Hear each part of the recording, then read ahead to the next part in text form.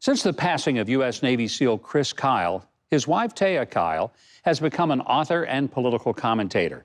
She visited our show to share her collection of stories on heroes in our nation. Well, the story of my next guest's late husband, Navy SEAL Chris Kyle, was told in the hit film American Sniper.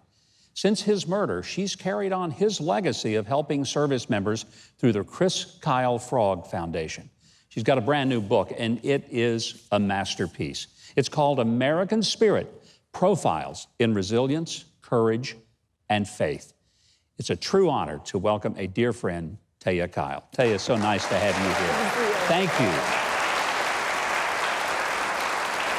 I am amazed that you can be prolific with a book like this, because this is the story of great Americans that many people have never heard of. If people are down on the country, or if they think that we're falling apart and there's no hope for us, I tell you, read your book, The American Spirit, and you'll say, you know, there's a lot of good America still out there. Right, and I think one of the things that's interesting about this is I stayed completely away from politics.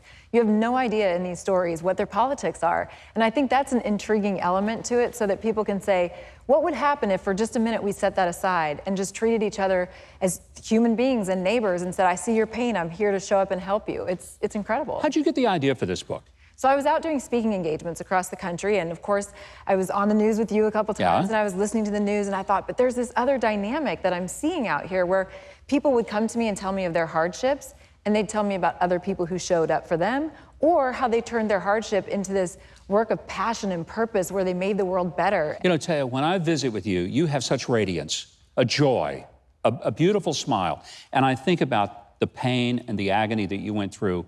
First of all, your husband does 4 tours of intense combat. Right. Unbelievable heroism. Yeah. He came back. You had to watch him sort of rebuild his life from all of that he had seen and been a part of. And it looked like things were going to get back to normal. Yeah. And then he gets murdered. Yeah. He survives all those combat missions and gets killed by a veteran who for reasons we'll never fully understand. Right. How did you get through that? You know, there is this truth to the Bible where it says your trials and tribulations will bring great joy. And I always thought that was crap. I'm like, really? I'm not really sure, right? But then now that I've lived it, I see that it wasn't just Chris's murder. There was so many other betrayals and hardships and abuse and things that were coming at me from all different angles at the same time. And now that I've survived that and I've seen that my faith has gotten me through that, I go, what's not to smile about? Because nothing really can hurt me. I mean, if that happened and God saw me through all of that, not just Chris's murder, but Chris's murder was the biggest thing, and then everything else piled on top. If God can see me through that, then I have nothing to fear. There are a lot of people out there who are going through things, and they wonder, can they ever come back? Right. Will there ever be resilience in their lives? Right.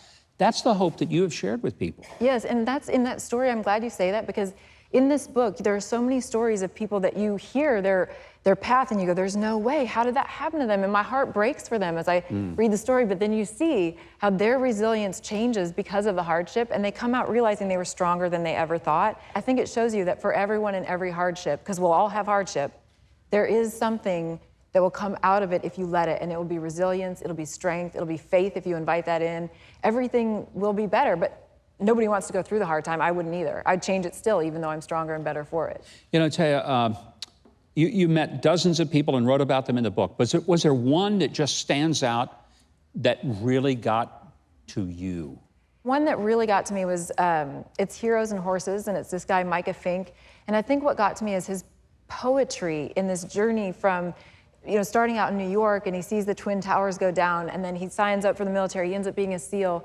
And then the trauma and hardship that he faces, he takes this fascinating journey through jungles, and he starts seeing beauty in like a flower that's growing in his yard. I mean, there's so many things that are unfolding in that story. And in the end, he ends up taming wild Mustangs and in Montana, and bringing other warriors out and saying, there's something you have to connect with, this raw man and beast part of you. In order to heal, you have to connect with this bigger part of life. And I love that story. Your remarkable story, Clint Eastwood did a masterpiece of putting American Sniper, the movie, together. And then the book, American Wife, that you wrote. And this one may be the best of all, American Spirit, because it's just so encouraging. We need to be reminded that there are really, really wonderful people all around us if we just look for them. I agree. We need this. Thank you. Taya, thank you so much. What a blessing to have you with us. Thank you.